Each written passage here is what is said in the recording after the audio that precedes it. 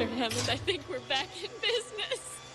Steven Spielberg's Jurassic Park is one of the most influential films in cinema history, changing the game with its groundbreaking effects, unforgettable score, and sheer movie magic. Now with the release of Jurassic World Rebirth, I rewatched all 7 Jurassic films from the original 1993 classic to the latest installment, and today I'm ranking them from worst to best using a tier list. Some of these films are peak cinema, while others... that is one big pile of shit. So let's break each film down one by one. You already know the first film up, the original Jurassic Park, once again having a big influence in cinema to this day, from outstanding practical and CG effects for the dinosaurs to the unforgettable score that we all know and love. You just can't beat this film. It's the original. I've loved this film even as a child. I've watched it many times and I can't get enough of it. I'm not going to deep dive into this film since almost everybody has seen it, but to sum things up, this film follows a group of scientists and kids, because we have to have kids on a remote island, where a billionaire has used genetic engineering to bring dinosaurs back to life. The film obviously quickly turns into a fight for survival when the park systems fail and the dinosaurs break loose. I'm sure you can already tell that it's peak cinema. I feel like I could rewatch and talk about this film all day, but to save time, this film is going in S tier, and spoiler alert, it's the only film up here in this video. Next up is The Lost World, the first sequel to the original. But unfortunately, it's a huge downgrade. This time we only follow Ian Malcolm as he heads to a second dinosaur-infested island to rescue his girlfriend and her team. He also decides to bring his kid along for some reason. Practically told me to come here. And is fantastic at gymnastics. Things spiral when a greedy corruption shows up trying to bring dinosaurs back to the mainland, because that always works out, doesn't it? There's a dinosaur in our backyard. This movie has some great set pieces similar to the first film. Raptors in the tall grass, also always great because who doesn't love that? The T-Rex in the city is peak as usual, but it definitely doesn't have the same magic or pacing as the original. It has some cool ideas, but it's a bit messier and poorly executed, poorly written character choices, and the San Diego finale feels unfortunately tacked on and had a ton of potential, especially a T-Rex in the city, because I've seen people disagree with that and I'm like, how could you disagree with that, dude? That's a dinosaur, that's a T-Rex in the city. Who doesn't want to see that? The Lost World is going in the B tier. Overall, it's a disappointing sequel to one of the best films ever made. Cool idea, but poor execution. Luckily, it's not as bad as the next film in line, Jurassic Park 3. As we all know and love, Jurassic Park 3 closes off the Jurassic Park trilogy. Unfortunately, this is even more of a downgrade and worse than Lost World. Now, before you start hating me in the comments, I'm sorry, but the few times I've seen this, I've never really liked it as much. Jurassic Park 3 brings back Alan Grant, but this time he's tricked into going to Isla Sorna by some random rich couple looking for their missing son, basically kidnapping him. So that's the actual setup. You already know this film's going to be peak cinema. It's also the shortest film in the series, which doesn't make it a good thing, as we barely get to spend time with these characters and it just rushes through everything. I will say the dinosaur stuff we get in this movie is pretty good and one of the only things good about it. Besides that, the chaotic action was one of the other good things in this film. We do get the Spinosaurus as the villain, which is cool as the new big bad and fresh, and then kills a T-Rex in seconds, which angers half the fan base. And I'm not entirely sure how to feel about it, but the fight could have been longer for sure. This feels like Lost World again with the wasted potential, but worse, it lacks emotional weight. The story and writing were pretty weak, and this film didn't need to be made at all in my eyes. The visuals and CGI also take a noticeable dip, and hot take, this might be the worst looking Jurassic Park / World film in the entire franchise. The characters are all very weak and flat, and there's no new development for Alan Grant. We do see Laura Dern's Ellie return in the film,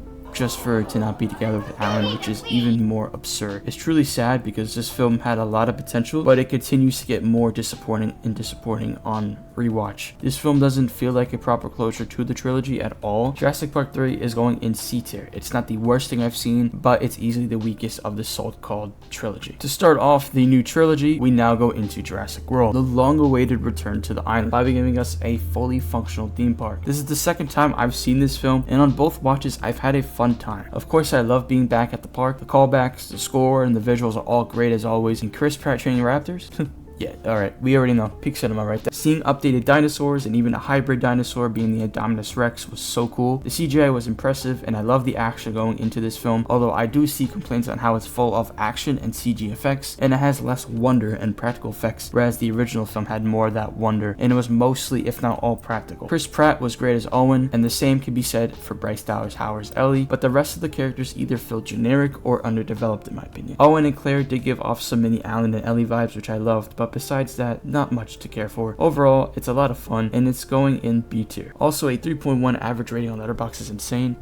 Also, be sure to follow me on Letterboxd. Fallen Kingdom is definitely one of the more decisive entries in the series, and honestly, I'm mixed on it. It looks great visually, probably not quite as sharp as Jurassic World, but still impressive. I like the horror vibe with the new hybrid dinosaur being Indoraptor somewhere in the middle of the film. That creepy haunted house tone was a cool shift, and honestly, I enjoyed that more than the action in this film, which is surprising, which also isn't something I would usually say. I just wish we got more of the Indoraptor. It had potential, but barely got screen time in my opinion. Owen and Claire once again carry this movie hard, and the volcanic disaster was great to look at. It may have its problems, but still a great sequence. Also, the Brachiosaurus farewell scene was super emotional and probably the best part of this movie for me. Now onto the negatives, because there's a lot of them. Firstly, why are we now just learning about the volcano on Isla Nublar? This is the same island that we are in Jurassic Park and World, and somehow there hasn't been a single mention of it in these films. That's a bit crazy to me. Why not move the dinosaurs to Isla Sorna from Jurassic World 3 and Lost World instead of auctioning them to cartoon villains? And don't get me started on the human clone twist. I'm not huge on that at all. Why was that included in the Jurassic World movie in the first place? I got no idea. But not only that, but we get introduced to more generic and unlikable characters like Franklin and Zia, which didn't do much for me, and the villain might be one of the weakest in the series, if not the worst one. Overall, it's not awful, but it's messy. Some cool moments, but the story choices just don't hit. Fallen Kingdom is going in C tier over Jurassic Park 3. Jurassic World Dominion is the final film of the Jurassic World trilogy, and the second to last film will rank before heading into Rebirth. If Fallen Kingdom wasn't decisive enough, well, this one takes the cake. When I first saw this film back in 2022, I enjoyed it a lot. Of course, over time, my rating went down a little bit, but it was still fun to sit back and rewatch, even if it isn't perfect. I love the return to practical effects for many of the dinosaurs. The visuals are once again breathtaking, and I really enjoyed seeing the characters, especially the return of the OG trio. I do wish the old and new cast had more screen time together, but what we got was still fun. Duxon was an okay villain, not the worst in the franchise. That still goes to the Fallen Kingdom's villain. The dinosaur action was great, although there wasn't as much of it as I hoped for. I still remember being super hyped in the theater watching Chris Pratt on a motorcycle escaping raptors. The final dinosaur fight was also a blast. I will say though, the Locust plot was weird, and I agree with people saying this film was way too human focused. There were way too many characters and plot lines to juggle, but at least this time the human characters weren't super annoying. I am surprised that none of the human characters died. I mean, if they were going to kill them off, keep the OG trio alive, you know? I'm gonna be honest, I totally get the hate for this film. It's completely understandable, it's reasonable, but I don't think it's nearly as bad as people say. So here's my hot take. Dominion goes in B tier with The Lost World, which is a crazy take, I know. But now we're finally gonna go to the moment you've been waiting for, Jurassic World Rebirth. And I had a lot of fun with this one. I literally just saw it last night, and I love the horror tone, the visuals, and the CGI were all stunning. This might be one of the best looking Jurassic films yet. The action was really well delivered, especially the T-Rex river sequence. That might be my favorite action sequence in the entire film, and it was ripped straight out of the original novel from what I heard. I haven't read the novel, but that's great to hear. I also like the idea of mutated dinosaurs like the D-Rex, although I feel like more screen time for the D-Rex would have been nice. I've seen complaints about them, but honestly, I thought they were a cool idea. I think it should be a one film only thing. If they ever make Jurassic films after this, it should just be regular dinosaurs, but still cool either way. But I want to talk about the story, and unfortunately it was a little mid. The plot, the writing wasn't as great. I mean, some of these Jurassic sequels don't have the greatest writing and story out there, so it's nothing new. 3 leads go to a new island, being Site C, to collect dinosaur DNA, while a family winds up stranded there after a mosasaurus attack. Strangely, I found myself more invested in the family's survival than the main trio at times. Speaking of the leads, they were kind of fine, but a little generic, disappointing considering the A-list casting. I also enjoyed the Minions characters more, which says a lot. The family subplot had some annoying moments, but they weren't unbearable and got more likable as the film went on. Otherwise though, it was still a fun film, and honestly, it's a top 3 Jurassic film for me. So overall, it's not horrible. A lot of fun with its issues. It delivers where it needs to with its tone, tension, and action. Rebirth will be going in B tier above both Dominion and The Lost World. Now this is my final ranking of all Jurassic Park and World films ranked. If you want to see my official ranking, here's the ranking right now. This is on Letterboxd. If you want to follow my Letterboxd for my full reviews for movies, the link is in the description. But I'll be doing the same video just like this one, but for Superman next week, so stay tuned for that. I'll also have a Minecraft Jurassic prehistoric video coming out either within the next few days or week. But I hope you guys enjoyed this video. Obviously my list and ranking is going to be completely different from yours. Make sure to comment your ranking down below. Anyways, have an amazing day. God bless you, Jesus loves you, and have a nice day.